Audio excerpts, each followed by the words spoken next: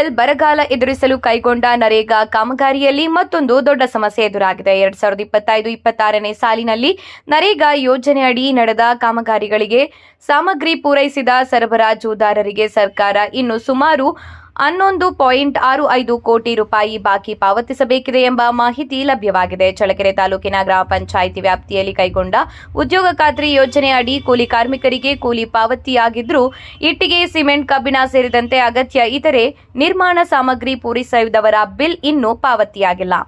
ಸಾಲ ಮಾಡಿ ಬಂಡವಾಳ ಹಾಕಿದ ಗುತ್ತಿಗೆದಾರರು ಈಗ ಬಿಲ್ಗಾಗಿ ಕಚೇರಿಗಳ ಸುತ್ತ ಅಲೆದಾಡುವ ಪರಿಸ್ಥಿತಿ ನಿರ್ಮಾಣವಾಗಿದೆ.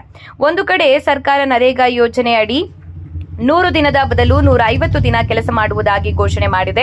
ಆದರೆ ಮತ್ತೊಂದು ಕಡೆ ಕಾಮಗಾರಿಗಳ ಸಾಮಗ್ರಿ ಬಿಲ್ಗಳು ತಿಂಗಳಿನಿಂದ ಬಾಕಿಯೇ ಉಳಿದಿವೆ. ಈಗಲಾದರೂ ಸರ್ಕಾರ ಬಾಕಿ ಇರುವ ಬಿಲ್ ಬಿಡುಗಡೆ ಮಾಡುತ್ತದೆಯೇ ಎಂಬುದನ್ನು ಕಾದು ನೋಡಬೇಕಾಗಿದೆ. ಜನಧ್ವನಿ ನ್ಯೂಸ್, ಚಳ್ಳಕೆರೆ.